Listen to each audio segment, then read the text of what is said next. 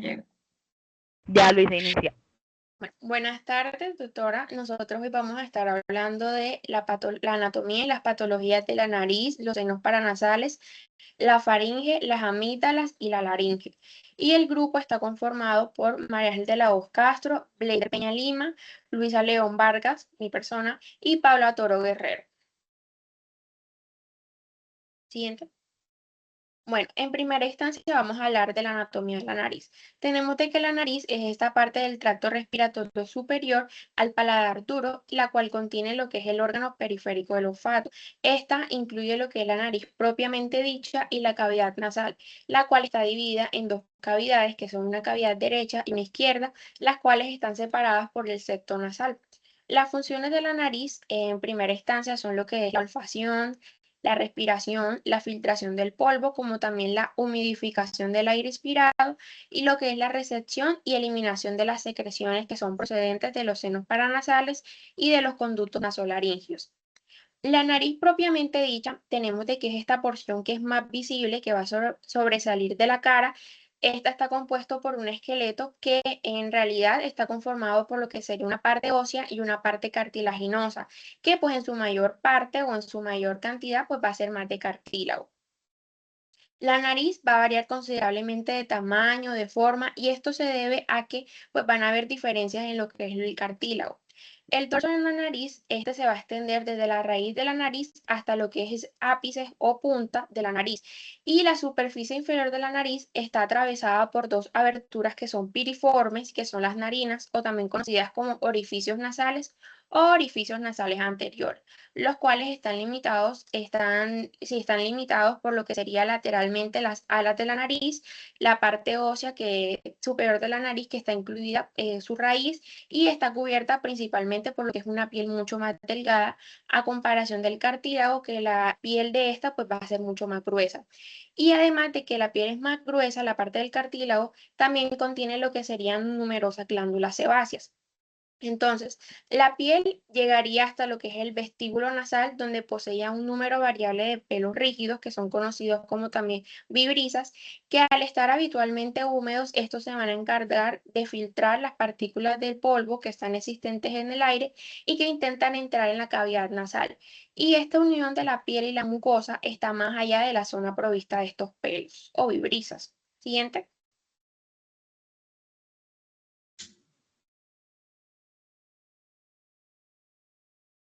No se pasó.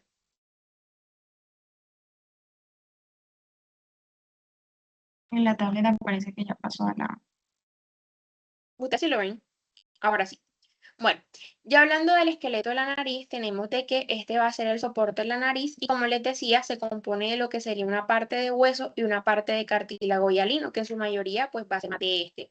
Entonces, de la porción ósea de la nariz consiste en dos huesos nasales o también conocidos como huesos propios de la nariz. También está compuesta por los procesos frontales de los maxilares, la porción nasal del hueso frontal y de su espina nasal. Y también contiene lo que son las porciones óseas del septo nasal, la porción cartilaginosa de la nariz, que está compuesta por 5 cartílagos principales, que son dos laterales, dos alares y un cartílago del septo nasal. Los cartílagos alares, estos tienen forma de U, son libres y son móviles y estos se van a dilatar o se pueden dilatar o contraer cuando la narina recibe lo que sería la contracción de los músculos que actúan sobre la nariz. Siguiente. Otra vez. Bueno. Entonces, hablando del septo nasal, tenemos de que este es el que va a dividir propiamente la nariz en dos cavidades nasales, como les decía, la derecha y la izquierda. Este septo posee una parte ósea y una parte cartilaginosa, la cual es blanda y móvil. Los principales componentes de este septo nasal son lo que sería la lámina perpendicular del etmoide, el vómer, el cartílago del septo y lo que es la delgada lámina perpendicular del hueso etmoides, que esta va a constituir lo que es la parte superior del septo nasal y este desciende de la lámina cribosa y se continúa superiormente a esta lámina con la crista de Galli. El vómer, que es ese hueso delgado y plano, forma lo que sería la porción posterior inferior del septo nasal, con cierta contribución de las crestas nasales, de los huesos maxilar y palatino, y el cartílago del septo posee lo que sería la articulación tipo esquindelesis, o ranura de diente con los bordes del septo óseo. Siguiente. Bueno, y hablando de las características de la cavidad nasal, tenemos de que en primera instancia el término cavidad nasal se refiere a lo que sería la totalidad o a sus mitades derecha e izquierda, según el contexto. Entonces, la cavidad nasal tiene su entrada anteriormente a través de lo que serían las narinas y posteriormente se abre la nasofaringe por las coanas. La mucosa va a encargarse de tapizar toda esta cavidad nasal, excepto el vestíbulo nasal, que aquí la mucosa nasal está firmemente unida a lo que sería el periósteo, al pericondrio de los huesos y al cartílago del soporte de la nariz. Entonces la mucosa se continúa con el revestimiento de todas las cámaras con las que se comunican las cavidades nasales, que sería la nasofaringe posterior, los senos paranasales superiormente y lateralmente, y el saco lagrimal y la conjuntiva superiormente.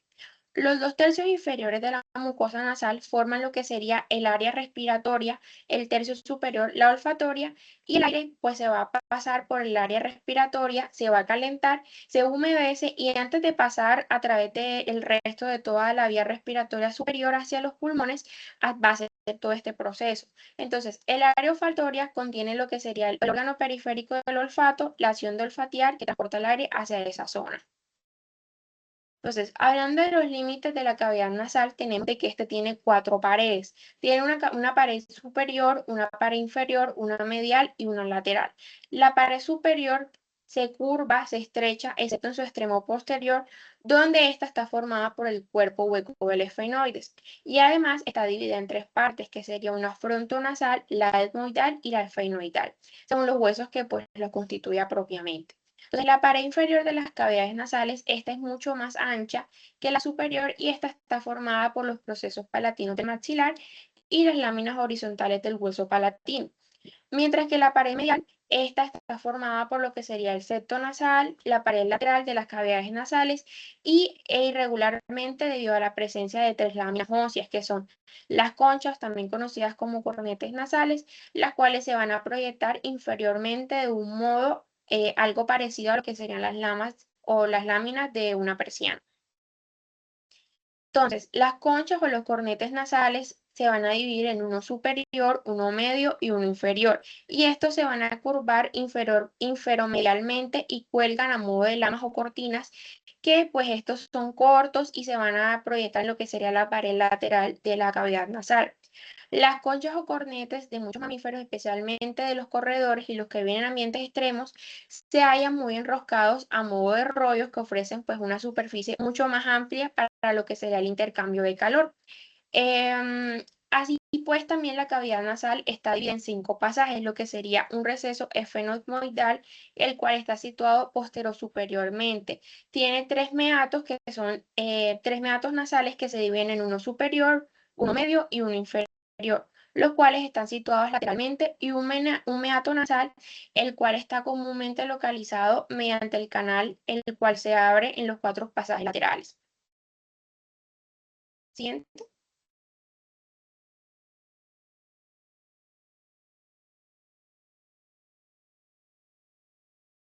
No se pasa. Bueno, y hablando del plano, sí, la otra del plano muscular,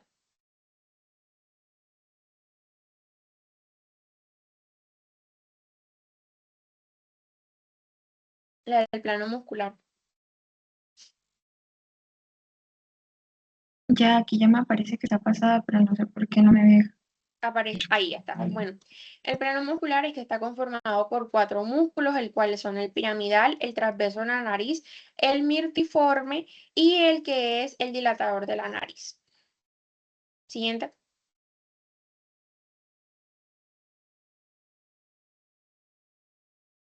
Bueno, ya hablando de la vascularización e inervación de la nariz, en primera instancia la vascularización, tenemos de que la cavidad nasal está irrigada por arterias que se encuentran en la pared media y lateral de la cavidad nasal. Este procede de 5 fuentes de arterias que son la arteria hemodal. Bueno, en primera instancia hay que saber de que todo esto viene de la arteria oftálmica. Entonces, la arteria oftálmica da lo que es la arteria etmoidal anterior y la arteria hemodal superior. Y ya también vamos a encontrar lo que sería la arteria fenopalatina, la cual es rama de la arteria maxilar, la arteria palatina mayor, que es rama de la arteria maxilar también, y la rama septal, que es la rama septal de la arteria labial superior, que viene de la arteria facial.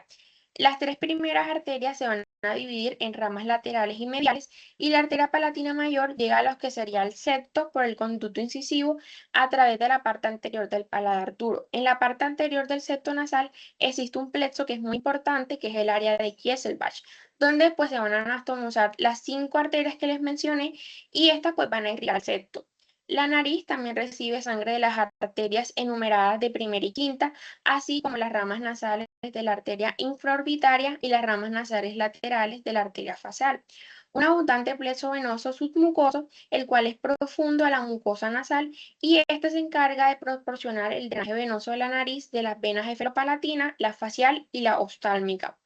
Este plexo venoso es una parte importante del sistema regulador del organismo, porque este intercambia lo que sería el calor y calienta el aire antes de que éste penetre a los pulmones. La sangre venosa de la nariz drena principalmente en la vena facial a través de las venas angular y la nasal lateral.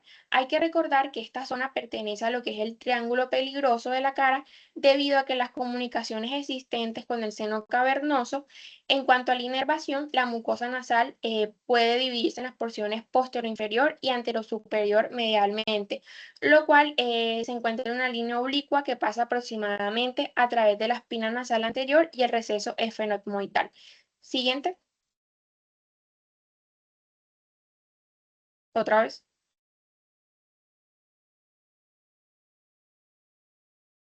¿Dónde está la inervación? Bueno, la inervación de la porción posterior inferior de la mucosa nasal corre a cargo principalmente del nervio maxilar, medialmente del nervio nasopalotino para el septo nasal, y los ramos nasales posteriores, superior, lateral y nasales inferiores del nervio palatino mayor para lo que sería la pared lateral. La inervación de la porción anterosuperior proviene de lo que es el nervio oftálmico mediante los nervios etmoidal anterior y el posterior, que son ramas del nervio nasociliar. La mayor parte de la nariz, el dorso y el ápice, que es la también conocida como punta de la nariz, también recibe inervación de este nervio oftálmico por vía del nervio infratroquial y del ramo nasal externo del nervio etmoidal anterior. Pero las alas de la nariz van a recibir ramos nasales del nervio infraorbitario. Los nervios olfatorios, por otro lado, están encargados de la olfacción y se originan en lo que son las células del epitelio olfatorio, y se encuentran situados en lo que sería la parte superior de las paredes lateral y septal de la cavidad nasal. Entonces, encontramos estos como unas prolongaciones centrales de estas células que forman lo que será el nervio olfatorio y atraviesan la lámina cribosa y finalizan en lo que será el bulbo olfatorio y la expansión rostral del tracto olfatorio. Siguiente.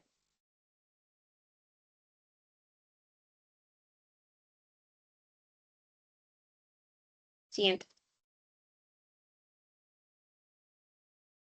Bueno, y hablando de los senos paranasales, tenemos de que estos están llenos de aire, son extensiones de la porción respiratoria de la cavidad nasal en los huesos frontal, etmoidal, esfenoidal y maxilar. Su denominación corresponde a que los huesos, bueno, su denominación realmente, o sea, de los diferentes tipos de senos paranasales, corresponden a cada uno de los huesos en donde estos están localizados. Entonces, los senos continúan invadiendo lo que será el hueso circundante, y es frecuentemente hallar extensiones importantes de ellos en lo que sería el cráneo de los individuos de edad avanzada. Los senos frontales, por un lado, tenemos de que estos encontramos uno derecho y uno izquierdo. Estos se hallan entre las tablas externa e interna del hueso frontal y posteriormente a los arcos superciliares y a la raíz de la nariz. Mientras que las celdillas etmoidales, también conocidas como senos etmoidales, son más pequeños. Estos son como un tipo de invaginación de la mucosa de los meatos nasales, tanto del medio y el superior, y en el hueso etmoide. O sea, se van a encontrar en el hueso etmoide entre la cavidad nasal y la orbitaria. Mientras que los senos esfenoidales tenemos de que estos están localizados en lo que será el cuerpo del esfenoides y estos se pueden extender a sus alas en donde se hallan dividiéndose desigualmente y separados por un septo óseo, debido a que esta tiene una extensa neumatización que sería la formación de celdillas aéreas y el cuerpo del esfenoide que es pues un poco más frágil. Mientras que los senos maxilares tenemos de que estos son los senos paranasales de mayor tamaño. Estos ocupan lo que sería el cuerpo del maxilar y comunican lo que sería con el meato nasal medio. Cada seno maxilar drena por medio de una o más aberturas y el orificio del seno maxilar, que puede ser múltiple, en el meato nasal, medio de la cavidad nasal a través del hiato semilunar. ¿Siguiente? Siguiente. Ya pasa a lo que sería rinitis. Bueno, ya para hablar como tal de las patologías, tenemos la primera que es la rinitis alérgica. Esta pues se define como una inflamación de la mucosa nasal, la cual es causada por una reacción de hipersensibilidad a alérgenos del ambiente, como puede ser el polvo, los ácaros, el polen, los epitelios de animales o algunos hongos. Esta rinitis alérgica es la que más se presenta. Esta alrededor del 10% se presenta en lo que sería la población infantil, alrededor del 20% se presenta en los adolescentes y en el 75% se va a presentar en los pacientes asmáticos. Esta pues es bastante frecuente, se presenta en el 20% de la población y algo muy importante que tenemos que tener en cuenta, y esto es como más amplio en todo, no solamente en la rinitis alérgica, sino en los tipos de rinitis, es que si bien la obstrucción nasal es un síntoma de rinitis, su presencia no siempre es sinónimo de ella.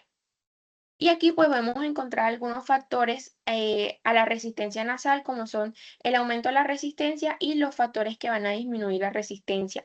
Entre los que aumentan la resistencia puede ser infecciones, alergias, hiperventilación, como también encontramos la distonía neurovegetativa, la posición supina, la ingestión de alcohol, algunos por medicamentos como la aspirina, los antagonistas del simpático y también exposición a lo que sería el aire frío, ya sea por el clima o pacientes que duermen en aire acondicionado, que esto también pues va a resecar lo que sería la mucosa. Y los que van a disminuir la resistencia tenemos lo que sería el ejercicio físico, la rinitis atrófica, la simpático-memíticos, la posición erecta y la prostaglandina E. Siguiente.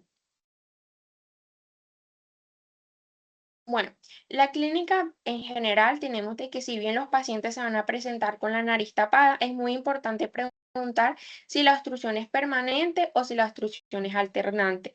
Y algo que tenemos que tener en cuenta es que si bien la obstrucción nasal es uno de los síntomas o manifestaciones principales de la rinitis, también esto está acompañado de la rinorliquia y también lo que serán los estornudos. ¿Siente? Bueno, la rinitis alérgica, esta tenemos que es la inflamación nasal crónica, es la más frecuente. Esta tiene su máxima expresión entre los 15 y 30 años de edad y está muy relacionada con la presencia de alergenos. Entonces, los alergenos del ambiente como el polvo, los ácaros, el polen, los epitelios de animales o algunos hongos. Y pues esta es una de las enfermedades respiratorias crónicas que afecta principalmente también a los niños y a los adultos jóvenes y se presenta de una manera estacional o perenne, dependiendo también de la exposición al alergeno. El mecanismo principal tenemos de que, siguiente, no, pasa la anterior. Bueno, el mecanismo principal tenemos de que es una reacción de hipersensibilidad tipo 1, la cual está mediada por IgE y el alergeno inhalado que se une a los anticuerpos previamente mencionados, los cuales están fijados en mastocitos de la mucosa nasal y esto lo que va a generar es una liberación de histamina, leucotrienos y prostaglandinas que lo que van a generar sería una producción de vasodilatación, el aumento de la permeabilidad y la estimulación nerviosa. Y todo esto causa lo que sería la congestión, la rinorrea, los estornudos y el prurito, que es la clínica característica de una rinitis alérgica. Entonces, algo también que hay que tener en cuenta y es que, pues, si bien está la obstrucción nasal, está la rinorrea acuosa, están los estornudos repetitivos, la picazón nasal, el lagrimeo, también vamos a encontrar niños o ciertas manifestaciones que son muy indicativos de una rinitis alérgica, como son el enrojecimiento ocular. En los niños también está lo que es el gesto típico de frotarse la nariz hacia arriba. La mucosa nasal pues va a estar mucho más pálida y edematosa y los síntomas suelen empeorar con el polvo, el frío o las mascotas, o sea, exponerse como muy seguido a esos agentes que causan la patología como tal. Siguiente. Bueno, el tratamiento de esta rinitis alérgica se basa en primero evitar el alergeno. Es importante también usar antihistamínicos, corticoides tópicos y en algunos casos importantes se puede utilizar lo que sería la inmunoterapia específica. Siguiente.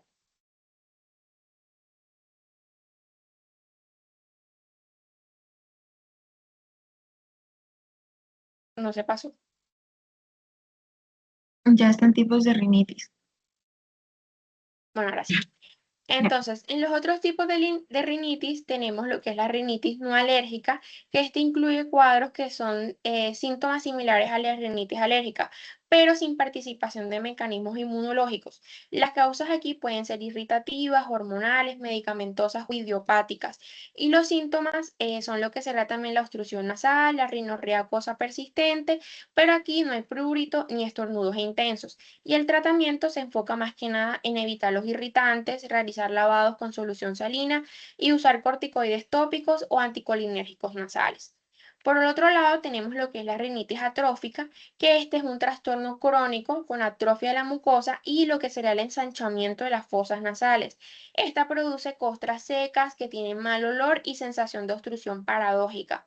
Las causas de la rinitis atrófica pueden ser de tipo infecciosa, por cirugía, radioterapia o exposición a irritantes. El tratamiento aquí en realidad busca lo que sería mantener la mucosa húmeda mediante lo que serán los lavados salinos, lubricar mucho lo que será la mucosa nasal y también se puede dar antibióticos en el caso que pues exista una infección.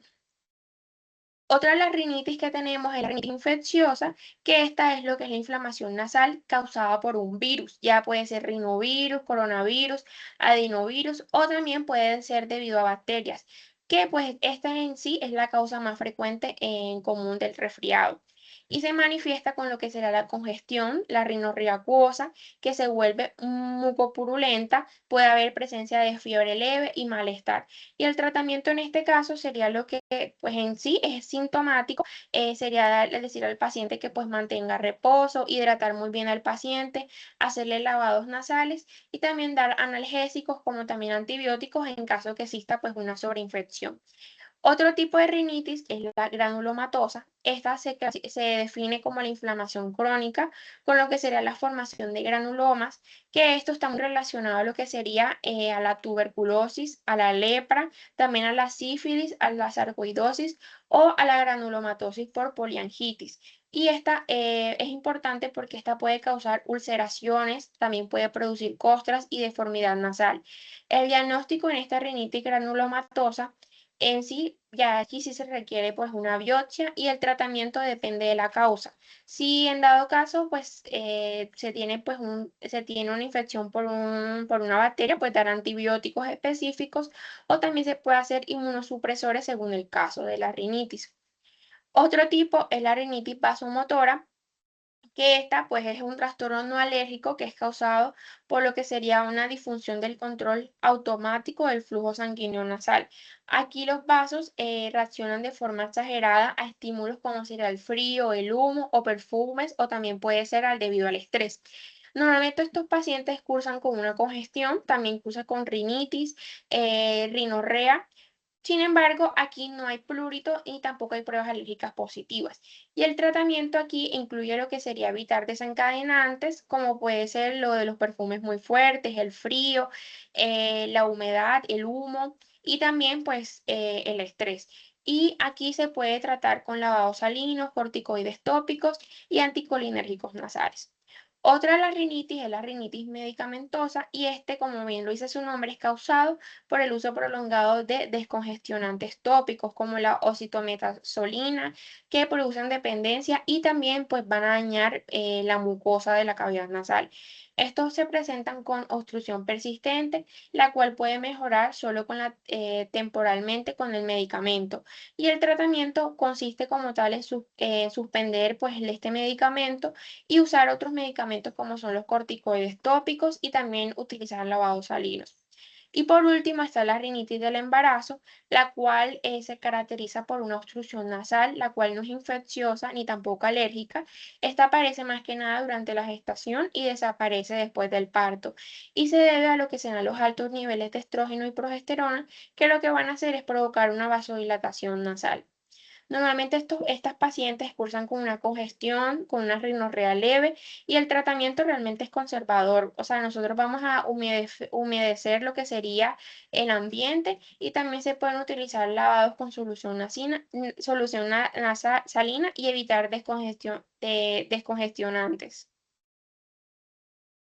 Siguiente. Bueno, algunas de las complicaciones de la rinitis, en primera instancia tenemos la sinusitis aguda crónica y esta pues es la complicación más frecuente que se puede presentar. Y esto ocurre por lo que sería la obstrucción del drenaje de los senos paranasales debido a lo que sería la inflamación de la mucosa nasal. Favorece la acumulación de secreciones y la proliferación bacteriana y puede afectar lo que sería los senos maxilares, el frontal, etmoidal o el efenoidal.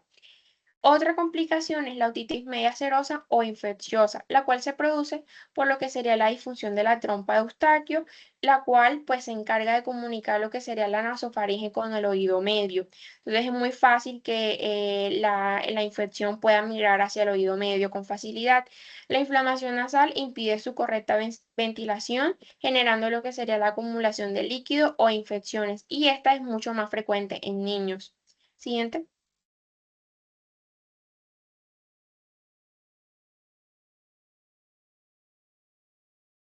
No aparece. Ya se pasó, está en poliposis nasal. No sé por qué no. Ahora sí. Ahí Bueno. ya, La ya. poliposis nasal es otra de las complicaciones de la rinitis. Este es el resultado de la inflamación crónica y persistente de la mucosa. Y aquí se van a formar pólipos, que son estas proyecciones blandas y edematosas que van a encargarse de obstruir la respiración nasal. Y está muy asociado especialmente a lo que es la rinitis alérgica crónica y a la sinusitis crónica. Los trastornos del sueño también son muy frecuentes y aquí pues va a ahondar lo que será la obstrucción nasal, lo cual pues va a causar obviamente una dificultad respiratoria durante la noche. Los pacientes van a tener ronquidos crónicos e incluso van a tener un síndrome de apnea del sueño. Y esto genera pues una somnolencia diurna, fatiga y bajo rendimiento. Otra de las complicaciones es el asma bronquial. Aquí pues existe una relación estrecha entre la rinitis alérgica y el asma y esta es conocida como vía aérea unificada. La inflamación de la mucosa nasal puede extenderse a lo que es el árbol bronquial. Normalmente estos pacientes con rinitis alérgica mal controlada pues tienen un mayor riesgo de desarrollar o empeorar el asma. Siguiente. Bueno, y hablando de la sinusitis, también llamada rinosinusitis, el cual es el término más correcto porque rara vez los senos paranasales se van a inflamar sin que también se afecte la mucosa nasal. Entonces, si bien la rinosinusitis es esa inflamación de la mucosa de los senos paranasales y de lo que sería la cavidad nasal, generalmente esto es causado por una infección, aunque también puede tener origen alérgico o inflamatorio no infeccioso. Siguiente. Bueno. Entre las vías de entrada tenemos la vía rinógena, que esta es la más frecuente. Aquí los microorganismos se van a propagar desde la cavidad nasal hacia los senos paranasales por continuidad directa a través del osteolos, que son los conductos de drenaje. Otra de las vías de entrada es la vía dentógena, que normalmente se da porque hay una infección que se va a originar en los dientes o en las encías superiores, especialmente se da más que nada en los molares o en los premolares y se propaga lo que sería el seno maxilar por continuidad también o a través del hueso. La vía hematógena, aquí los gérmenes llegan a lo que será el torrente sanguíneo desde un foco infeccioso distante y llegan hasta lo que serán los senos paranasales. Y la vía por extensión de focos vecinos, aquí lo que va a haber es una infección que pues va a estar en cualquier parte, se siente desde la estructura subyacente, como puede ser la órbita, la faringe o la cavidad bucal, y llega a los senos paranasales. Siguiente. Bueno, entonces como les decía, la sinusitis puede ser infecciosa, bacteriana o no infecciosa. En el caso de la infecciosa, esta es la más común. La viral se presenta en el 90% de los casos. Esta es causada por virus respiratorios como rinovirus, adenovirus. También puede ser debido a la influenza o la parainfluenza. Y en el caso de las bacterias, estas son menos comunes. En el caso de las infecciosas, se puede presentar dentro de un 0,5% a un 2% de los casos virales, los cuales evolucionan a bacterianos. Entonces, entre las bacterias que se van a presentar puede ser por Streptococcus pneumoniae, el Haemophilus influenzae, como también la Moraxella catarrhalis y por último lo que será el Staphylococcus aureus, que en este caso es el menos común.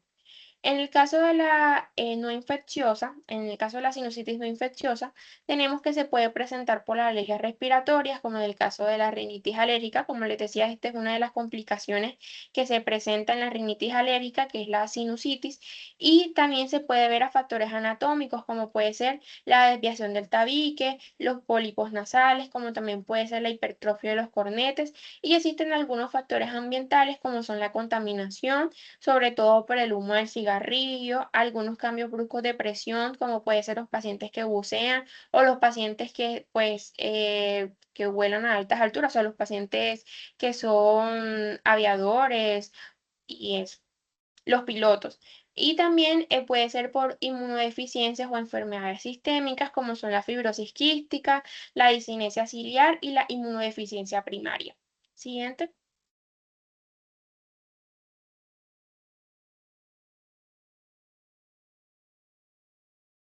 Se pasa. Bueno, cuando hablamos de la patología, la fisiopatología de la sinusitis, tenemos de que esta comienza en primera instancia como un resfriado común o una alergia que pues va a inflamar lo que será la mucosa nasal.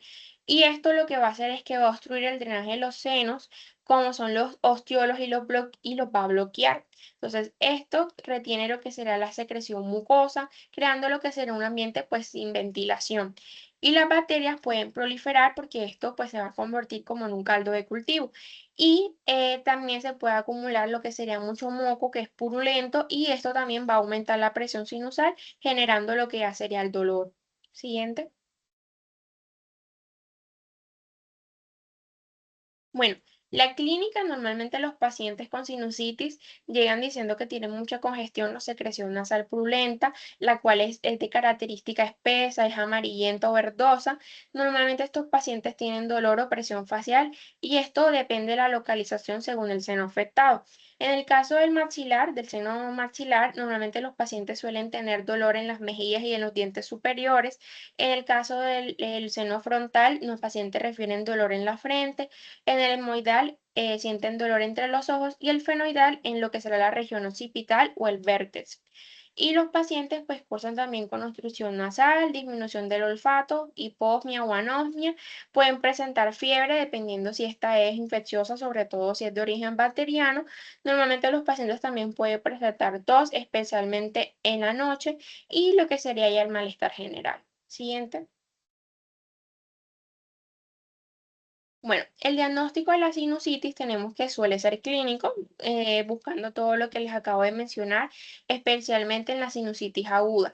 Los criterios clínicos son presencia de dos o más síntomas principales, como son la secreción nasal, más obstrucción o dolor facial. La duración normalmente tienen que ser más de 10 días sin mejoría o empeoramiento tras la mejoría inicial. Hay que hacer también pruebas complementarias como son la endoscopia nasal, la cual esta va a permitir lo que sería la visualización de las secreciones purulentas y los pólipos, si en dado caso hay presencia de pólipos, el TAC de senos paranasales sin contraste, el cual está indicado en los casos crónicos o complicados, y hay que hacer cultivos solo en los casos en el que exista resistencia a los antibióticos, y las pruebas alérgicas o inmunológicas si se sospecha alguna causa que no sea infecciosa. Siguiente.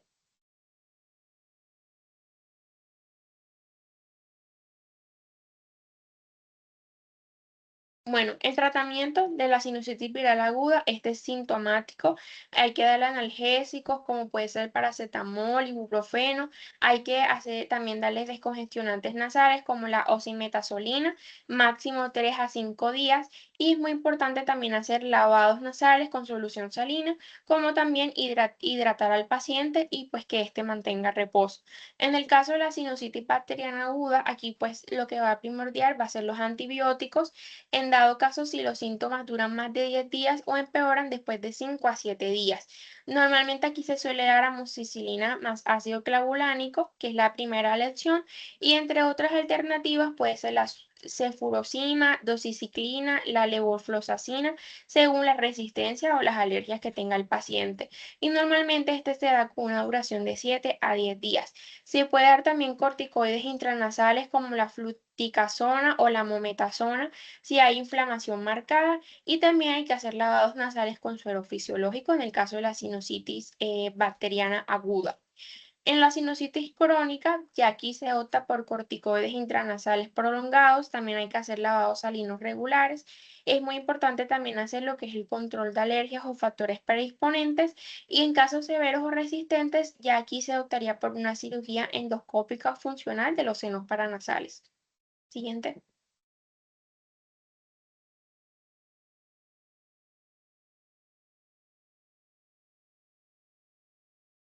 Bueno, ya para terminar lo que sería la parte de nariz y senos paranasales, tenemos las complicaciones que en primera instancia encontramos lo que será la celulitis preseptal.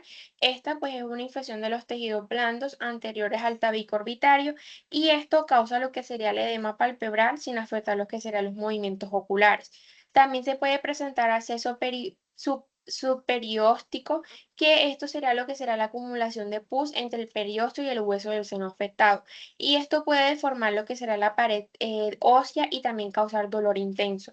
Y la osteomielitis, que ya esto será la infección del hueso que rodea lo que será el seno, ya sea el hueso frontal o maxilar, y en el seno frontal pues se produce también el tumor de Pott, que es un acceso subperiósteo frontal.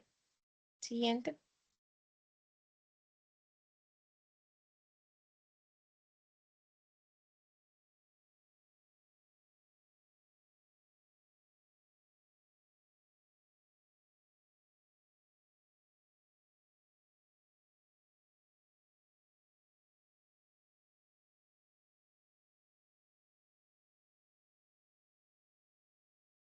Si están pasando las diapositivas. Sí,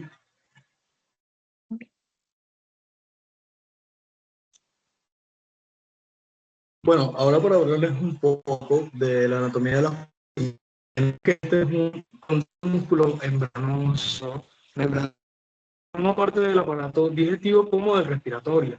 Se extiende desde la base hasta el borde del cartílago cricoides, donde continúa con el esófago y esta se va a ubicar por detrás de las cavidades nasales, oral y laringe, dividiéndose en tres porciones: nasofaringe, orofaringe y laringofaringe. Tenemos que la nasofaringe está situada detrás de las fosas nasales y por encima del paladar blando, donde se va a comunicar con las foanas y contiene las tonsillas faringeas llamadas adenoides, y la desembocadura del conducto auditivo que se denominaría la trompa de Eustaquio.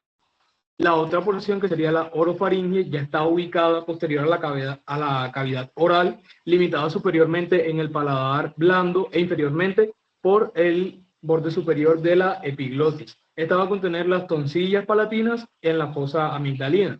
La laringofaringe va a estar situada detrás de la laringe y se extiende hasta el borde inferior del cartílago cricoide. Pasa. Pero en cuanto a la musculatura faríngea, tenemos que esta se va a dividir en músculos constrictores y elevadores. Los músculos constrictores superior, medio e inferior van a participar en la deglución al propulsar el bolo alimenticio que entra desde la boca hacia el esófago, mientras que los músculos elevadores, que serían los músculos estilofaringio, salpingofaringio y palatofaringio, estos se van a encargar de elevar la faringe durante la deglución y la fonación. Bueno, pasa un poco atrás. para mencionar un poco la inervación de la faringe y ya terminar con la anatomía, tenemos que la inervación de esta proviene del plexo faríngeo formado por las ramas del nervio glosofaríngeo, que es el noveno par craneal, y el nervio vago, que es el décimo, y la fibra simpática del ganglio cervical superior.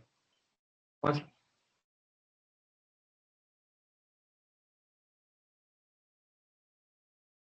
Pasa.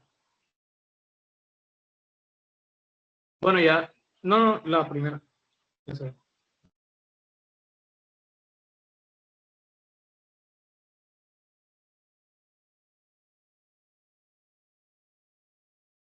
Devuelvo La la número diapositiva. 29. Sí. Bueno, ya dejándolo por ahí de un lado, tenemos la anatomía de la amígdala palatina o tonsila palatina, que ese es el otro nombre que se le, que se le tiene denominado. Esta va a ser una masa ovalada del tejido linfoide situada en la fosa amigdalina entre los arcos pelatogloso, que es el arco anterior, y el pelafaringio, que es el posterior, que podemos observarlo en la imagen, y este va a formar parte del anillo linfático de Waldeyer junto con las amígdalas faríngea, tubárica y lingual. Y esto va a actuar como la primera línea de defensa inmunológica frente a los microorganismos que se encuentran inhalados o en su defecto ingeridos que tengan que pasar por detrás.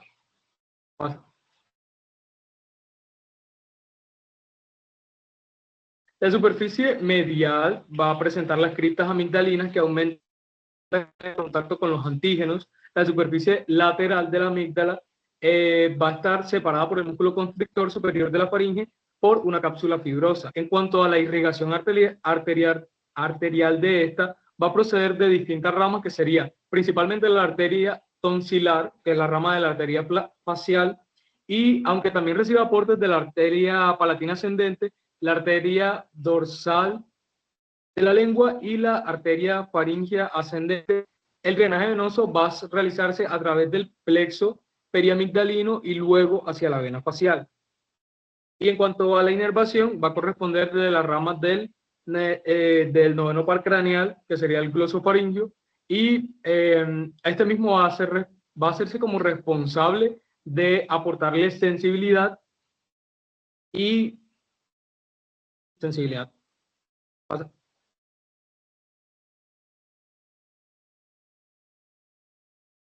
No, Bueno, pasa vas a hablar. anterior. Sí. Bueno, ya es como a manera de concluir, solamente tenemos que, para reforzar un poco la función de la amígdala, ya mencioné que participa en la parte inmunológica, pero también en la producción en pequeña cuantía de los linfocitos y cuerpos, interviniendo también en la inmunidad local de la orofaringe. También que el plexo tonsilar va a ser como va a aportar alguna parte de la irrigación de la amígdala, también de alguna forma sensibilidad. ¿Sí? Bueno, ahora vamos a continuar con las patologías de la amígdala, de la faringe y de la amígdala. En este caso vamos a hablar de la faringoamigdalitis. En primer lugar vamos a hablar de las agudas, que estas se definen como la inflamación aguda de la mucosa orofaringea, que a menudo incluye las amígdalas y con una duración menor a 7 días. Dentro de la clasificación tenemos las superficiales y las profundas, pero en este caso solamente vamos a hablar de las superficiales. Bueno, la faringoamigdalitis aguda superficial se define como la inflamación superficial de la mucosa y el corión de la faringe y las amígdalas palatinas, que se manifiesta por tumefacción y enrojecimiento. A su vez, esta clasificación de faringoamigdalitis aguda superficial se va a clasificar en primarias y en primarias o genuinas y en secundarias o sintomáticas. En cuanto a las primarias, tenemos que la puerta de entrada para estas habitualmente pues es la oral y se produce por la vehiculización, o sea, por la entrada del agente etiológico en la microbiota por medio del aire. Y pues dentro de las primarias vamos a tener algunas entidades en específico, algunas patologías en específico, como lo son la faringoamigdalitis eritematosa o congestiva, la faringoamigdalitis eritematosa, la faringoamigdalitis pseudomembranosa, la faringoamigdalitis ulceronecrótica y la vesiculosa. Y entre las secundarias o sintomáticas tenemos las que son por enfermedades infecciosas, por una patología que tenga que ver con la sangre, o sea, hematógena, y intoxicaciones. Siguiente, Pau. Siguiente. Bueno, ahora vamos a hablar de la faringitis eritematosa estacional. No, vamos a hablar de esta que digo, ¿Qué pasa? ¿Qué pasó? Estoy viendo la primera.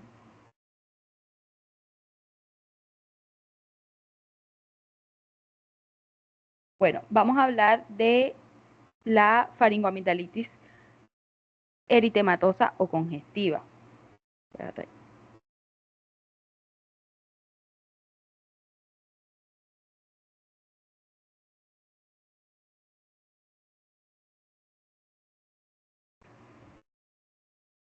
Bueno, pues como dentro de esta tiene otras entidades que son las 4 que vemos ahí, que son la faringitis eritematosa estacional o también llamada de angina roja, que esta tiene una etiología viral causada principalmente por virus como rinovirus, myxovirus o coxsackie.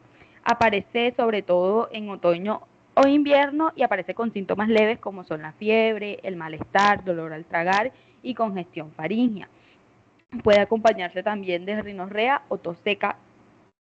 Y en cuanto a los paraclínicos, en este caso se podría encontrar glóbulos blancos normales o un poco elevados con linfocitosis. La siguiente entidad que tenemos dentro de esta faringoamigdalitis es la faringitis de la gripe, que está producida pues mayormente por el virus de la influenza. Esta cursa con fiebres altas en la sintomatología hasta más de 40 centígrados, sí, más de 40 centígrados, escalofríos, dolor muscular y cefalea. Y a veces puede llegar a complicarse con bronquitis o neumonía. Suele durar en condiciones normales de 4 a 5 días y tendría que mejorar sola. Ahora seguimos con la fiebre adenofaringoconjuntival, que su propio nombre digamos que nos indica un poco qué es lo que afecta. Esta es causada principalmente por adenovirus y combina pues la faringitis, la conjuntivitis y la fiebre. También se puede ver un aumento en los ganglios cervicales y esta suele ser muy contagiosa, típica en ambientes como la escuela. En el cuarto lugar tenemos a la faringitis bacteriana, que esta se da principalmente por el estreptococo beta-hemolítico del grupo A. Este tiene un inicio brusco, con fiebre, odinofagia intensa y adenitis submaxilar dolorosa. En cuanto a la exploración o lo que vamos a ver en las amígdalas, son que estas van a estar rojas con petequias en el paladar. Esto es muy característico de esta entidad. Y en el hemograma vamos a ver leucocitosis con neutrofilia. Esta es una que puede llegar a complicarse si no se trata. Por ejemplo, puede llegar hasta ser una fiebre reumática o un absceso periamigdalino. En cuanto al tratamiento general de todas estas, digamos que comparten un mismo tratamiento y es, bueno, en primer lugar se le debe decir a los pacientes que tienen que tener reposo y buena hidratación, una dieta blanda, que no tenga comidas frías ni comidas picantes, antiinflamatorios no esteroideos y también analgésicos como lo son el ibuprofeno y el paracetamol y se le debe recomendar que haga gárgaras periódicamente durante el día, que sea con agua tibia y con bicarbonato o antisépticos. Si el paciente presenta congestión nasal, debe recetársele loratadina y en antibióticos si hay sospecha o se confirma que es de origen bacteriano. Siguiente. Siguiente diapositiva. ¿Qué pasaste? Anterior. Esa. Bueno, ahora, esa es. Pasa antes, Pau, la que estaba antes.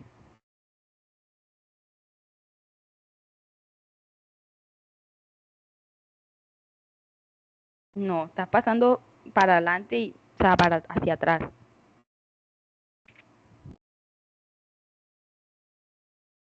Bueno, esa es. Bueno, ahora tenemos a la faringoamigdalitis eritematopulácea. En esta, el agente más frecuente es el Streptococcus beta hemolítico del grupo A. Estamos hablando aproximadamente que en el 90% de los casos este es el agente causal, pero también podría presentarse con otros agentes como lo son el neumococo, el estafilococo o el Haemophilus influenzae. Y también pueden aparecer con brotes endémicos. Esta suele tener un inicio brusco con fiebres altas, odinofagia intensa y disfagia, una voz gangosa, halitosis y una lengua saburral. Además, también pueden presentarse adenopatías dolorosas en el ángulo mandibular. En niños, digamos que puede tener un cuadro, un cuadro en específico o un cuadro diferente que podría confundirse con apendicitis, como por ejemplo, el niño puede presentar náuseas o dolor abdominal. En cuanto a las amígdalas, en la exploración física vamos a encontrar unas amígdalas rojas y aumentadas de tamaño con un exudado purulento. En su aspecto podemos encontrar una amígdala puntiforme que hace referencia a una amigdalitis pulácea o una confluente que hace referencia a una amigdalitis lacunar. En el paladar pueden verse también petequias, que es algo muy específico y típicas de la causa estreptocócica. En cuanto a los exámenes de laboratorio, podemos encontrar una leucocitosis mayor a 10.000 miligramos por milímetros cúbicos con predominio de neutrófilos. Y también podría llegar a ser necesario la medición de anticuerpos antiestreptolipsina o el ASTO para confirmar que sea una infección estreptocócica. Siguiente. Ah, no, mentira, pasa, que me faltó algo. Bueno, ya en cuanto al diagnóstico, se basa en los síntomas clínicos y la exploración faríngea, en encontrar todas aquellas cosas que ya mencioné en cuanto a la clínica y los laboratorios. Y pues si hay sospecha o no podemos confirmar cuál es específicamente el agente causal, se puede hacer un hisopado faríngeo y un cultivo, además también un test rápido estreptocócico. El tratamiento es muy parecido al anterior, debe tener reposo, una dieta blanda, antiinflamatorio, las gárgaras también, y los antibióticos, pues en caso de que sea el agente causal más común, que es el estreptococo beta hemolítico, se va a hacer necesario el uso de antibióticos, que en este caso sería la penicilina benzatínica intramuscular, que la dosis se da según el peso, o si es un paciente que no se le puede suministrar penicilina, puede ser amoxicilina oral por 10 días. Siguiente diapositiva. Bueno, ahora tenemos a los siguientes agentes o patologías que están dentro de la faringoamigdalitis agudas superficiales primarias, que es la faringoamigdalitis pseudomembranosa. Esta, digamos que se forma físicamente, en el examen físico podemos ver una membrana gris blanca adherente sobre las amígdalas o sobre la faringe. También esta faringoamigdalitis pseudomembranosa la conocemos como difteria o está causada por esta bacteria que es la Corynebacterium diphtheriae. Especialmente es causada por esta, pero también puede ocurrir por otros gérmenes que digamos que son en otros contextos hospitalarios, entre otros. Algunos signos clínicos que son relevantes mencionar en esta faringoamigdalitis es que hay una odinofagia bastante marcada, amígdalas cubiertas por una pseudomembrana que pues al intentar desprenderla podríamos sangrar. Y en cuanto al tratamiento, si se sospecha que es difteria, es necesaria una hospitalización, un aislamiento, una antitoxina diftérica más una penicilina con eritromicina. En casos de una pseudomembrana no difterica, el tratamiento debe ser un antibiótico dirigido según el germen que se haya aislado. Y en cuanto a la faringoamigdalitis ulceronecrótica, esta también es conocida como la angina de Vincent en su versión pues, de la amígdala. y tiene una combinación de bacilos fusiformes y espiroquetas. Afecta más bien a un lado de la garganta o una sola amígdala, y en este caso vamos a tener una textura ulcerada en las amígdalas, necrótica, con mal aliento. Esta es otra cosa muy característica de esta, y un estado general, digamos que no va a ser tan alterado que cuando hay una infección. Bueno, en cuanto a los pacientes que más se les puede presentar esta patología o esta entidad, es a los pacientes que tienen una mala higiene bucodental. En el tratamiento típico para esta faringoamigdalitis es uno, que mejoren la higiene oral, y en caso de que sea necesario, pues el antibiótico, que debería ser una penicilina u otro según la sensibilidad del agente. Y un tratamiento local que se debe dar con enjuagues tópicos, que es como apoyo al tratamiento farmacológico. Siguiente. Siguiente.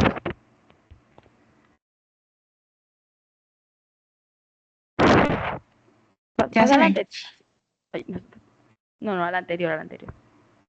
Es que se demora en cargar la imagen. Ajá. Ahí está anterior. la etiología. Al anterior. Bueno, porque me faltó esto. Bueno, y por último, dentro de las primarias tenemos a la faringoamigdalitis vesiculosa. En estas van a aparecer vesículas o pequeñas ampollas en la mucosa amigdalina faríngea, típicamente por el virus, pues por un virus. Por ejemplo, puede presentarse el del herpes simple virus o la Coxsackie virus, o también el adenovirus. En este caso también vamos a tener un paciente con dolor de garganta, con presencia de vesículas, que pueden llegar a evolucionar hasta pequeñas úlceras. En el tratamiento se debe dar un tratamiento sintomático para calmar el dolor, una hidratación, reposo y antivirales en caso de que sean necesarios o en casos muy complicados. Ahora sí, siguiente diapositiva.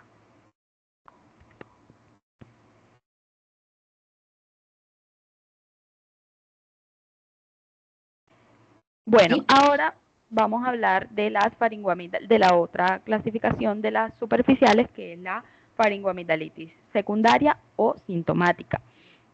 Estas faringoamigdalitis no son el resultado de una infección aislada, sino que son manifestaciones de otra enfermedad subyacente o de factores externos que van a irritar la faringe. Etiológicamente, cuando hablamos etiológicamente, tenemos que son comúnmente producidas por enfermedades infecciosas como la mononucleosis infecciosa, por el virus de Epstein-Barr, que es el más predominante en este caso, o también en pacientes con una infección por síndrome retroviral agudo, HIV, o que hayan tenido o tengan presentemente una faringitis gonocócica. También otra etiología posible es que el paciente tenga una patología hematológica o sistema, por ejemplo la tiroiditis, leucemia, vasculitis, que pueden llegar a producir una irritación faríngea. Y la otra causa podría ser intoxicaciones o factores irritativos ambientales, como por ejemplo el humo del cigarrillo, aire contaminado, vapores, vape. Y también podría pasar con pacientes con reflujo laringofaríngeo. Estas se pueden manifestar con dolor de garganta, molestia persistente, y puede ser intensa en ocasiones, pero lo característico es que es recurrente y prolongada. Puede también haber otros síntomas, pero ya propios de la enfermedad subyacente, como son la fatiga, la adenopatías, síntomas digestivos en reflujo, entre otros. Al examen físico, la faringe va a mostrar enrojecimiento, una mucosa irritada, y pues de pronto no vamos a ver un exudado o estas cosas típicas de la amigdalitis primaria, sino que podemos ver unas amígdalas simplemente con enrojecimiento. En el diagnóstico se debe hacer una historia clínica que esté dirigida a investigar pues las enfermedades concomitantes del paciente, y si ha tenido una exposición previa a irritantes, si es tabaquista, si tiene reflujo u otras alergias. Debe hacérsele una exploración física general y orofaringia, y cuando hay sospecha de una enfermedad subyacente, realizar los estudios necesarios para descartar una causa hematológica, un reflujo o la exposición tóxica e incluso una ETS si es lo indicado. Y si no vuelve a suceder, se descarta la faringitis primaria simple. En cuanto al tratamiento general de todas las faringitis agudas secundarias, en este se debe tratar la causa subyacente, por ejemplo, se debe tratar el reflujo esofágico, si es necesario que el paciente deje de fumar, evitar los contaminantes que le estén causando esto, tratar la alergia, abordar la patología hematológica si también existe. También deben mandársele tratamiento para medidas sintomáticos, hidratación, reposo vocal, antiinflamatorios,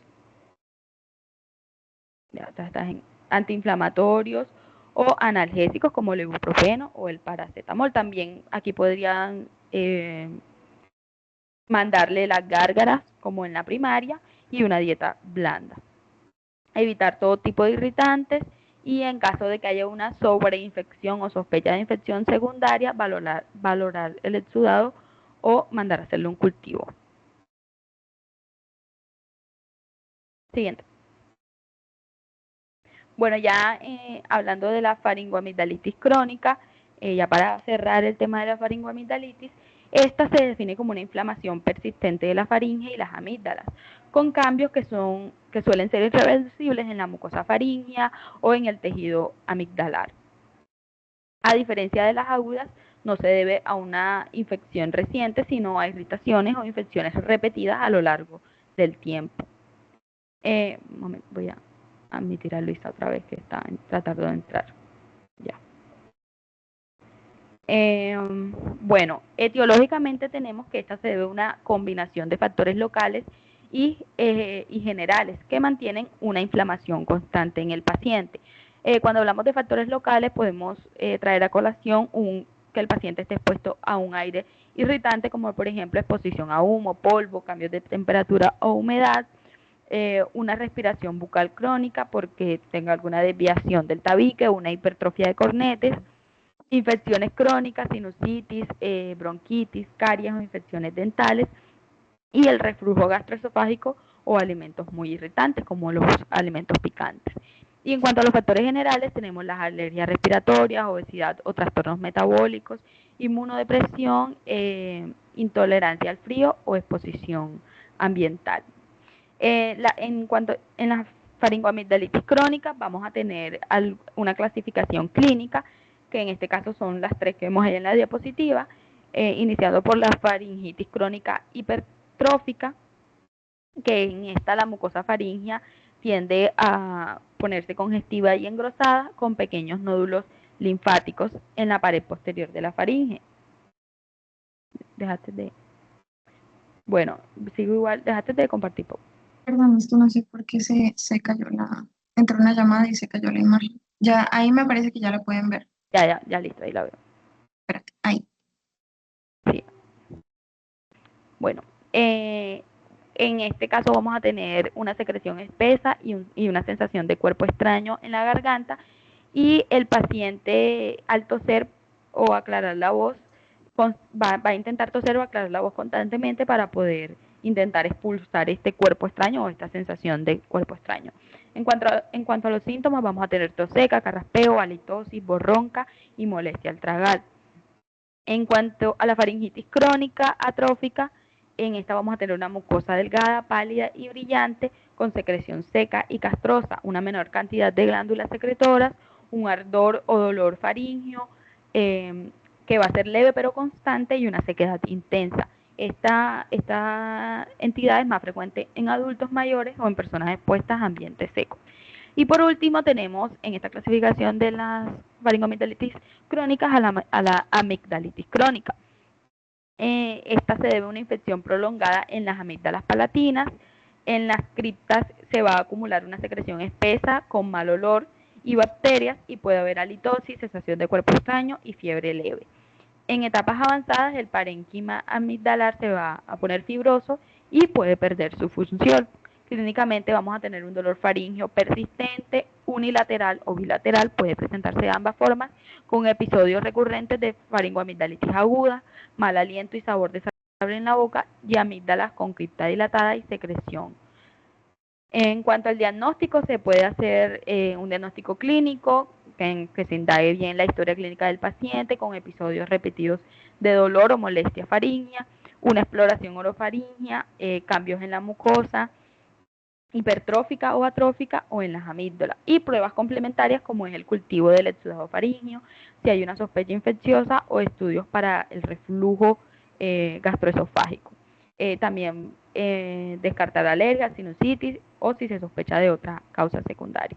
Y ahora sí, por último, en el tratamiento se necesita identificar y eliminar la causa desencadenante, por ejemplo, si es el reflujo, humo, polvo, caries, que el paciente mantenga una buena higiene bucal y nasal, evitar irritantes como el tabaco, el alcohol, entre otros, una hidratación adecuada y un ambiente húmedo. En cuanto al tratamiento sintomático, gárgaras tibias con bicarbonato antiséptico, caramelos o aerosoles antibióticos o antiinflamatorios locales y antiinflamatorio AINES, antiinflamatorio no esteroideo, si se presenta dolor, que es lo más probable. En fases agudas o de sobreinfección bacteriana es necesario dar antibióticos según sea el cultivo. Y ya si hay una amigdalitis crónica que es resistente a antibióticos o a cualquier otro tipo de tratamiento, se debe hacer una amigdalectomía, que es la extirpación quirúrgica de la amígdala. Listo. Gracias. Siguiente.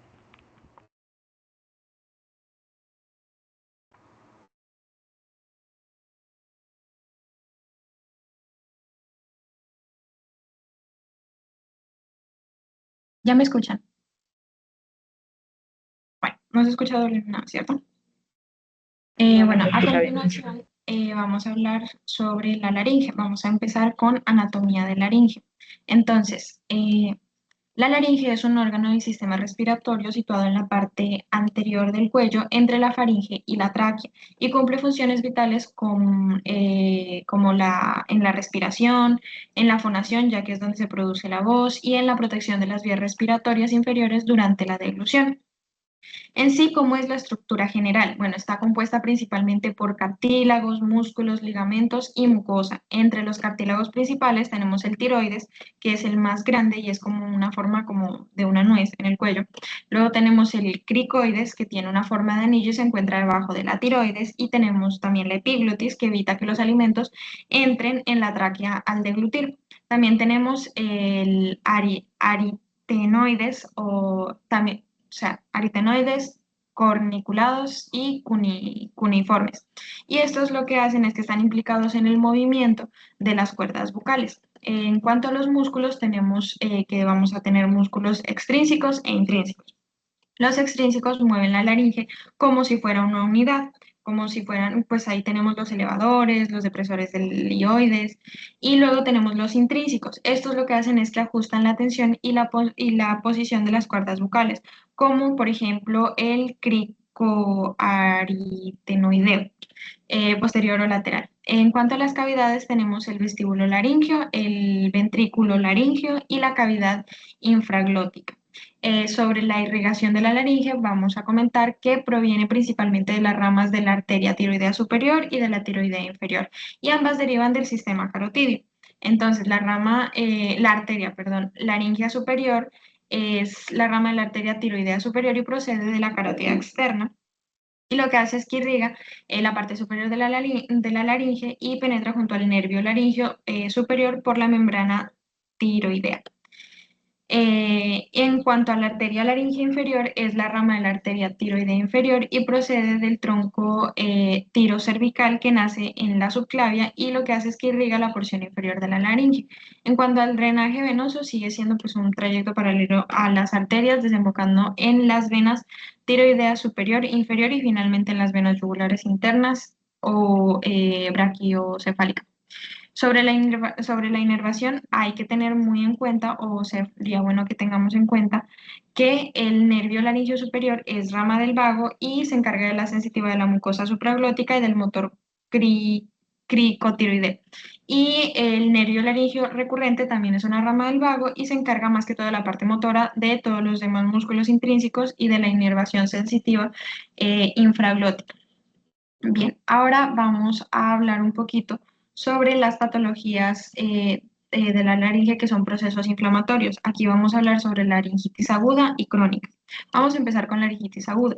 Bueno, ¿qué es la laringitis aguda? Es una inflamación de las cuerdas vocales del área a su alrededor y el área a su alrededor. Generalmente como complicación de otra enfermedad, ya sea una gripe, un resfriado, unas anginas, una faringitis o también como algo derivante de algo irritativo como por ejemplo el uso excesivo y forzado de la voz, fumar en exceso, la inhalación de humo u otros agentes irritantes.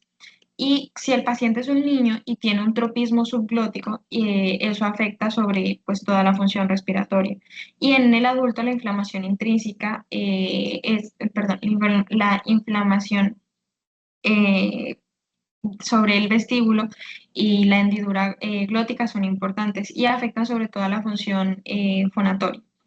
Toda la laringitis aguda se prolonga más o menos de 8 a 10 días y debe ser reconsiderada pues para delimitar con seguridad el origen de la disfonía.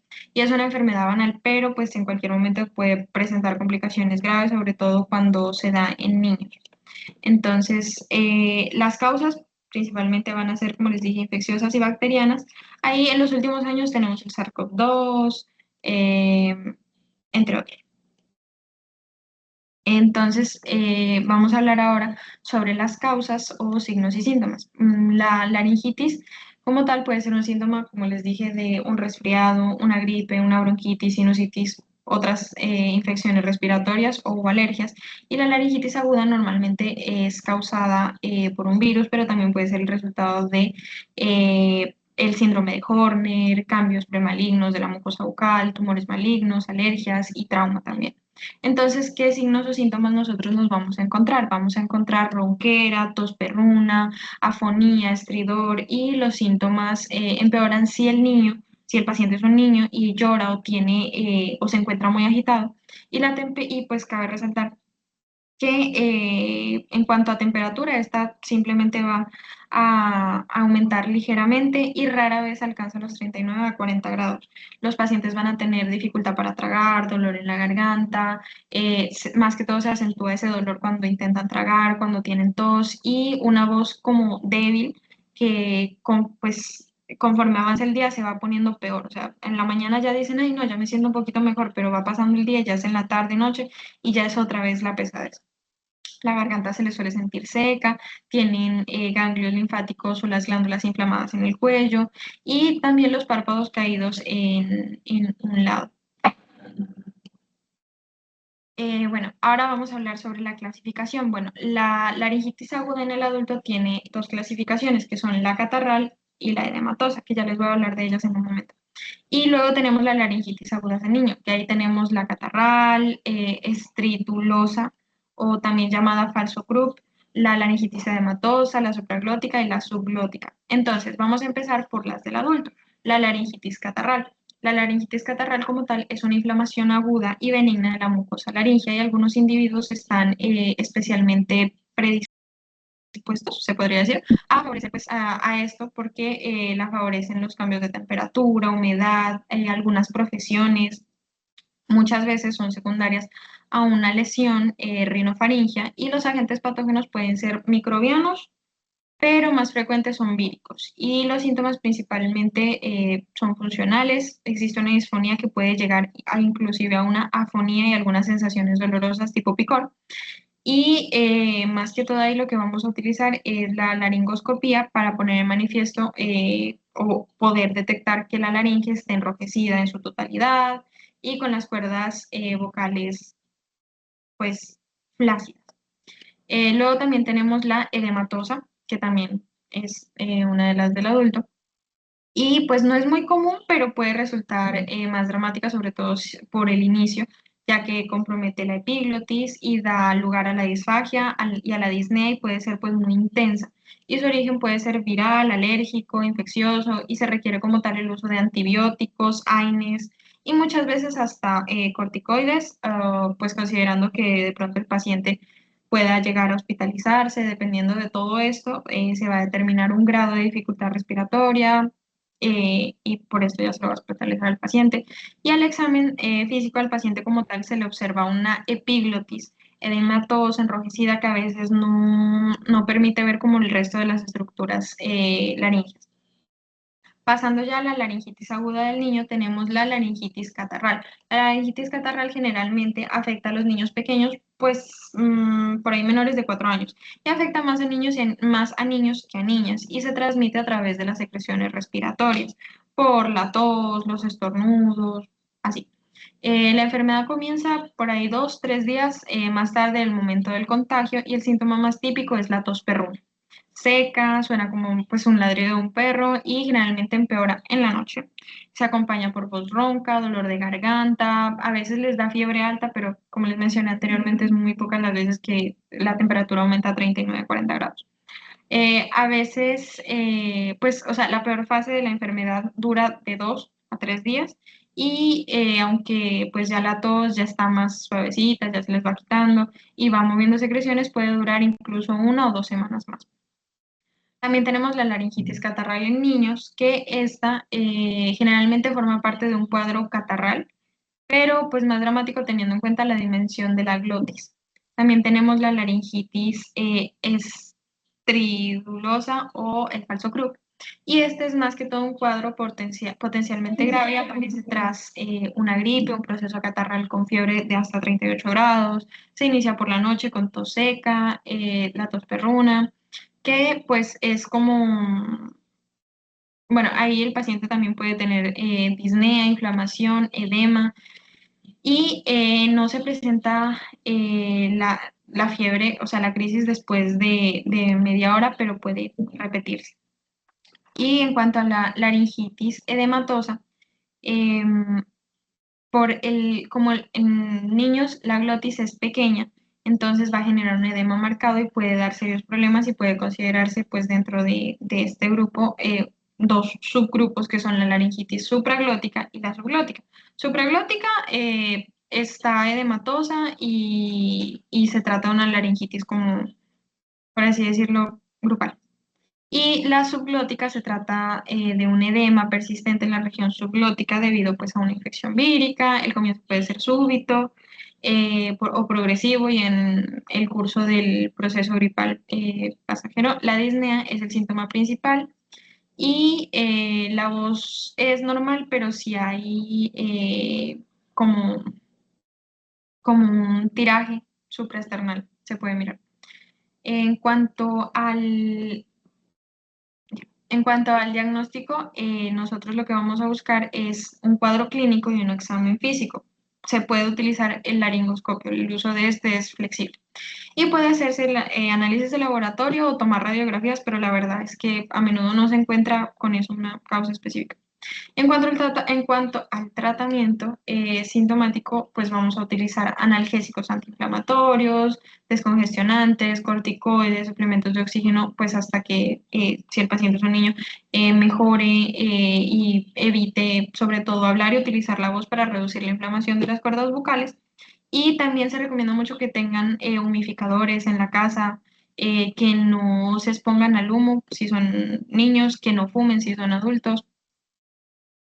Y en cuanto, pues también mencionarles que hay como unos factores etiopatogénicos a tener en cuenta, como por ejemplo nasales tipo obstructivo, factores climáticos. Uno que me pareció muy interesante, la carencia de vitamina A, que eso lo que hace es que haya una queratinización de la mucosa. Ahora vamos a hablar de la laringitis crónica. Entonces, ¿qué es la laringitis crónica? La laringitis crónica como tal es una inflamación persistente de la mucosa de la laringe que dura más de 3 semanas y se caracteriza por alteraciones estructurales, alteraciones estructurales, funcionales de las cuerdas vocales, y generalmente como resultado de una irritación de una irritación por estímulos repetidos. La causa más frecuente tenemos dos. Tenemos irritantes externos e internos. Los externos, el tabaco vendría siendo la causa principal, luego también tenemos el alcohol, Y pues dentro del alcohol también exposición a vapores químicos, polvo, contaminación, también el uso excesivo e incorrecto de la voz, como por ejemplo esto le puede pasar a profesores, cantantes, locutores, que siempre están fatigando bastante la voz y toda la estructura. Y ya por otro lado, los factores internos, tenemos rinitis, sinusitis, crónicas, trastornos hormonales, alergias respiratorias, reflujo gastroesofágico, infecciones repetidas o pues que estén maltratadas. Y por otro lado también, como para comentarles un poquito de cómo es la fisiopatología de la laringitis crónica, perdón, ahí está mal el título, es laringitis crónica, me acabo de dar cuenta. Es la exposición, como el paciente va a tener una exposición prolongada a esos agentes irritativos, esto va a dar lugar a un engrosamiento o a una hiperplasia del epitelio laríngeo. Entonces va a haber un aumento de las secreciones mucosas, edema e inflamación de la mucosa y en casos avanzados también vamos a encontrar una metaplasia escamosa. Estas alteraciones lo que hacen es que afectan a la vibración normal de las cuerdas bucales y esto produce una disfonía crónica. En cuanto a las manifestaciones clínicas de la laringitis crónica, tenemos la disfonía persistente, ronquera, que este va a ser como el síntoma cardinal. La sensación de cuerpo extraño, como un picor en la garganta, una tos seca con expectoración mucosa, carraspeo frecuente y en casos avanzados ya como una fatiga vocal o una pérdida parcial de la voz inclusive. Si la disfonía dura más de 3 semanas, se debe realizar una laringoscopia, ya que puede confundirse con lesiones premalignas o un cáncer incipiente de la garganta, por ejemplo. Para el diagnóstico vamos a enfocarnos sobre todo vamos a utilizar la laringoscopia directa e indirecta, pero principalmente en la historia clínica, buscar factores irritativos, mirar si no hay reflujo, cómo usa la voz el paciente, todo eso. Y en cuanto a lo de la laringoscopia, pues tenemos que mirar si muestra engrosamiento, enrojecimiento, secreción de la mucosa, puede haber incluso engrosamiento de las cuerdas bucales o incluso nódulos. También se utiliza a veces, no mucho, el pHmetría esofágica o estudios de reflujo si se sospecha pues que el origen es más que todo gástrico. Y ya en casos dudosos, pues una biopsia como para descartar lesiones displásicas. En cuanto al tratamiento, vamos a primero eliminar el agente causal. Si es exposición al tabaco, al alcohol, pues se quita, se tiene que suspender, evitar la exposición a trabajo o sea, a factores irritantes laborales y ambientales, como por ejemplo si el paciente, no sé, es un locutor, decirle que descanse la voz. Tratar el reflujo gastroesofágico si ese es el problema, ¿con qué? Con la dieta, inhibidores de bomba de protones, también un control de la rinitis o sinusitis crónica si ese es si ese es el factor predisponente, reducción bucal, técnicas de higiene bucal, terapia foniátrica para pues uno aprender a utilizar correctamente la voz. Y en cuanto a medicación, antiinflamatorios suaves y mucolíticos, según sea el caso, corticoides típicos sistémicos, pero solo en algunos pocos casos, y el antirreflujo. Y ya cirugías solo si existen lesiones hipertróficas, pólipos, queratosis persistente. Y así pues estas patologías inflamatorias tienen un pronóstico bastante bueno. Para prevenirlas, ¿qué podemos hacer? No fumar ni consumir alcohol, evitar forzar la voz, mantener una muy buena hidratación, tratar adecuadamente el reflujo, controlar enfermedades nasales, sinusales, perdón, sí. Y revisiones periódicas de los síntomas persistentes. Bien, ahora perdón, vamos a hablar sobre la traqueostomía. Entonces, sobre la traqueostomía que tenemos es la abertura de la pared anterior de la tráquea entre el segundo y el tercer anillo para insertar una cánula de traqueostomía con el fin de restablecer y mantener la permeabilidad de la vía aérea, y existen 3 tipos. Está la urgencia, la electiva y la terapéutica. ¿Cuál es la diferencia entre los 3? Entonces, ¿cuál es la traqueostomía de urgencia? Esa está indicada en insuficiencia respiratoria para pacientes que tengan traumas graves que comprometan la vía aérea. La traqueostomía electiva de forma preventiva debido a que de pronto el paciente tenga una enfermedad de base que compromete la ventilación del paciente. Y la terapéutica que se hace... La terapéutica que se hace más que todo en caso de la insuficiencia respiratoria crónica para eliminar secreciones o usar un respirador mecánico. ¿Cuál es el objetivo principal de la traqueostomía? Mantener la vía aérea permeable cuando hay obstrucción de la vía aérea superior, permitir una ventilación mecánica prolongada, facilitar perdón, ay, perdón. Facilitar la respiración la aspiración de secreciones y reducir como el espacio muerto anatómico y mejorando la ventilación en ciertas patologías. Hay hay dos tipos de traqueostomía, que son según el tiempo y según la técnica. Según el tiempo, temporal o definitiva, temporal cuando se prevé o sea, se le va a una reversión del cuadro, por ejemplo, un edema laringio, y definitiva en casos obstructivos irreversibles o de cirugía oncológica en laringe. Según la técnica está la quirúrgica abierta y la percutánea. La quirúrgica abierta es pues se hace en un quirófano, se hace una incisión cervical, y la percutánea es realizada en UCI bajo un control endoscópico y pues es menos invasiva. Las indicaciones para la traqueostomía se dividen en indicaciones respiratorias, quirúrgicas y neurológicas. Entonces, para la obstrucción, o sea, la traqueostomía se va a realizar para una obstrucción de la vía aérea superior, como por ejemplo pacientes que tengan tumores laringeos, faringeos, sea de laringe, edema glótico severo, traumatismos de cara o cuello, cuerpos extraños, que no sean extraíbles obviamente por vía oral, estenosis laringea o traqueal. Y en estos casos, la traqueostomía salva la vida y permite como que haya una ventilación mecánica correcta e inmediata. También cuando hay una necesidad de ventilación mecánica prolongada, como por ejemplo pacientes en UCI con una intubación prolongada de más de 10, o sea, que estén entre los 10 y 14 días de ahí en adelante, lesiones cerebrales graves, que el paciente esté en coma o que tenga enfermedades neuromusculares, y para evitar complicaciones de la intubación orotraqueal, úlceras, estenosis, por ejemplo. Y para facilitar también el manejo de las secreciones, como así, pacientes que tengan aspiración bronquial frecuente o dificultad para eliminar las secreciones, enfermedades neuromusculares, como por ejemplo las distrofias, lesiones medulares cervicales, también como parte de procedimientos quirúrgicos. ¿Cuáles? Cirugía de cabeza y cuello, especialmente en recesiones faríngeas o laringectomías, creo que sí. Y para asegurar la vía aérea durante y después de la intervención quirúrgica.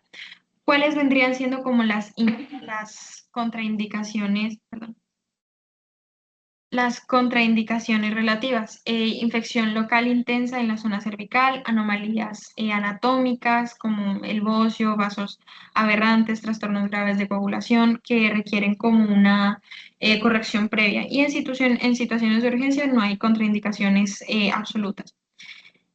Ahí yo les traje un video sobre el procedimiento para que puedan mirarlo, pero pues debido al tiempo, entonces simplemente les voy a más o menos explicar cómo es la técnica quirúrgica básica de una traqueostomía abierta. Entonces, el paciente se tiene que posicionar en decúbito supino con el cuello extendido y se hace una incisión horizontal o vertical en la línea media del cuello y se hace una separación de los tejidos blandos y ahí se va a exponer la tráquea. Entonces, esa apertura se tiene que hacer entre el segundo y el tercer anillo traqueal.